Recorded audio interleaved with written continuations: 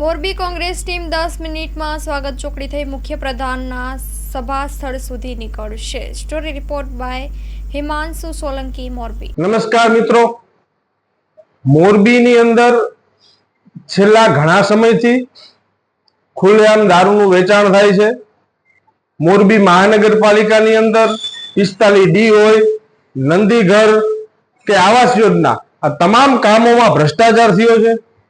ત્યારે મોરબી કોંગ્રેસની ટીમ આજરોજ માનનીય મુખ્યમંત્રી શ્રી ભૂપેન્દ્રભાઈ પટેલ મોરબી આવી રહ્યા હોય ત્યારે એમને સાચા પ્રશ્નોની રજૂઆત કરવા માટે જ્યારે જતી હોય, કારણ કે મોરબીના 3 ધારાસભ્યો અને 4 સાંસદો એક પણ વ્યક્તિ સરકારમાં સાચી રજૂઆત નથી કરી શકતા, ત્યારે મોરબીના લોકો માટે, મોરબીના લોકોએ ટેક્સ ભરેલા છે, પૈસાનો હિસાબ માંગ્યો, એ હિસાબમાં મોટો ભ્રષ્ટાચાર થયો છે એવું સાબિત થતા આ રજૂઆત કરવા માટે જ્યારે આજરોજ કોંગ્રેસની ટીમ મુખ્યમંત્રીશ્રીને મળવા જવાની હોય ત્યારે ગુજરાત રાજ્યની સરકાર એમના તંત્રનો લોકશાહીની અંદર હિટલરશાહી જેવું વર્તન કરતી હોય એવી રીતના પોલીસ મિત્રોને અહીંયા બેસાડીને અમને નજરકેદ કરવાનો જે પ્રયાસ કર્યો છે એ ખરેખર ખૂબ દુઃખદ છે।